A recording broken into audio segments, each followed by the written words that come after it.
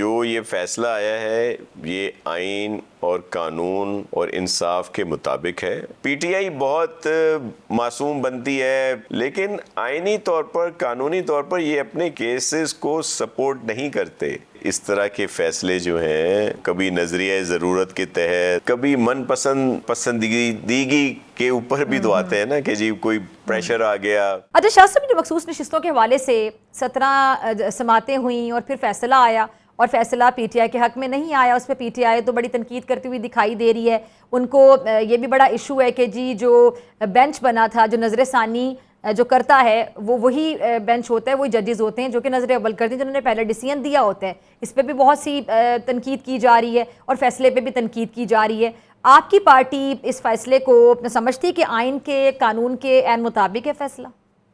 देखें, इसमें बिल्कुल वाज़े है कि जो ये फैसला आया है ये आइन और कानून और इंसाफ के मुताबिक है। क्योंकि पहले जो फैसले आए वो मुझे नहीं पता किस प्रेशर में, जिसमें आइन की तशरीह भी अपने तौर पर की गई। देखें, आइनी तौर पर, कानूनी तौर पर तो ये फैसला बिल्कुल सही है।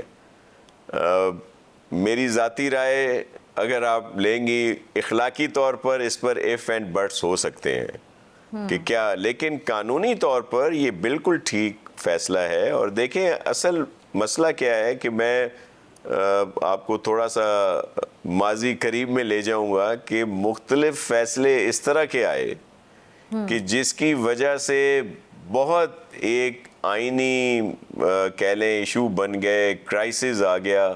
आपको याद होगा कि हाई कोर्ट लाहौर का एक फ़ैसला था जिसमें वो जब वोट किया गया था सीएम को उस वक्त, तो बजाय इसके कि उसको काउंट ना किया जाए या उसको लोगों को डी सीट कर दिया जाए और वोट काउंट कर दिया जाए, उसके बरक्स फैसला ये आया कि वोट भी नहीं काउंट होगा और वो लोग डी सीट भी होंगे। हालांकि आइन में वजाहत से है कि जो लोग पार्टी के अगेंस्ट वोट देंगे उनको डी सीट कर दिया जाएगा।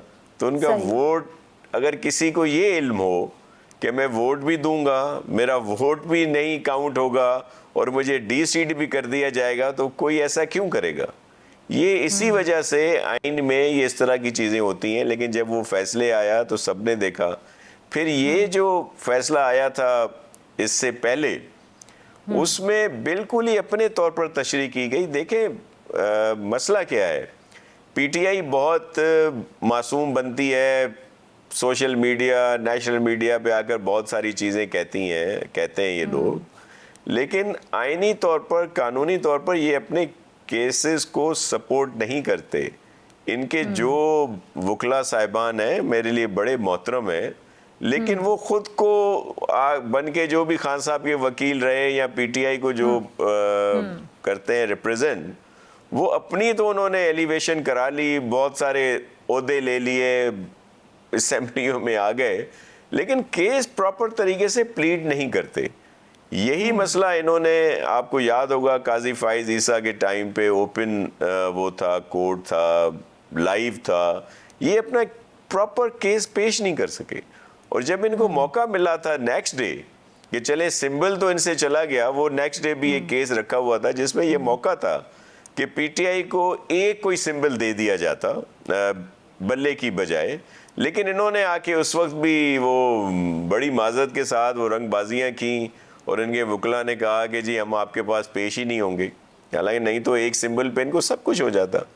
अब भी ये जी वो जो फैसला आया कि जी वो आइन में है कि आपने 3 दिन या कुछ दिन तयन है, उसमें इन्होंने एक लंबी डेट दे दी। फिर जो लेकिन शाह साहब देखिए, फैसलों के हवाले से अगर बात की जाए, मैं तो जजेस का बड़ा एहतराम करती हूँ, अदालतों का एहतराम करती हूँ, इदारों का एहतराम करती हूँ, लेकिन आप जैसे सियासतदान ही हमें वक्तन फ़वक्तन बताते रहे और जो डिसीजंस माजी में भी अदलिया की जानिब से आते रहे, जिसमें जुल्फ़िकार अली भुट्टो साहब का डिसीजन बहुत बड़ा एक डिसीजन है, और आप देख लें कि उनकी फांसी की, उनकी शहादत के कितने साल बाद उनको इंसाफ मिलता है। तो यहाँ पे अदलिया के जो डिसीजंस हैं, पहले उसी अदालत ने एक बड़ी अदालत ने डिसीजन दिया कि उनको फांसी दी गई, फिर अदालत से ही उनकी फांसी के इतने साल बाद, इतनी डिकेड्स के बाद ये डिसीजन आता है कि जी ये तो गलत हुआ था, तो फिर अदालत तो वही है।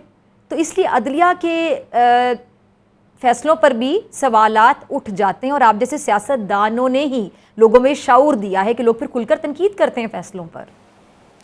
जी बिल्कुल, देखें भुट्टो शहीद का वो जुडिशियल मर्डर था जिसको अब कोर्ट ने माना, इसी तरह बहुत सारे लेकिन सर उस टाइम पे भी उस टाइम की अदालत ने फैसला दिया था ना। अब देख रहे हैं इतने डिकेड्स के बाद एक बंदे को इंसाफ मिले जब वो दुनिया में नहीं है। मैं इसीलिए आपको अर्ज कर रहा हूँ कि इस तरह के फैसले जो हैं वो कभी नजरिया ज़रूरत के तहत, लेकिन कभी मनपसंद और पसंदीदगी के ऊपर भी तो आते हैं ना कि जी कोई प्रेशर आ गया, कोई गुड टू सी यू वाली सिचुएशन आ गई, या कोई घर वालों का प्रेशर आ गया, दी गई, तो इस तरह के फैसले भी आए हैं।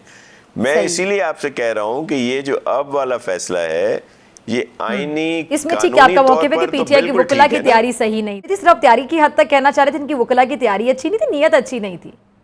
नहीं, उनकी तैयारी जो है होगी नहीं होगी। मैं इस केस में तो नहीं कहता ना, ये केस तो बिल्कुल ओपन एंड शट केस था। इसमें तो जब पीटीआई को जिसने अपने कॉलम में लिखा था उनको तो मिलनी चाहिए थी, लेकिन दूसरों को तो बिल्कुल नहीं बनती थी उस वक्त। जो भी सिलसिला है, मैंने आपसे कहा कि कानूनी तौर पर ये फैसला बिल्कुल ठीक है। अब इखलाकी इफ एंड बट्स उस पे आते हैं।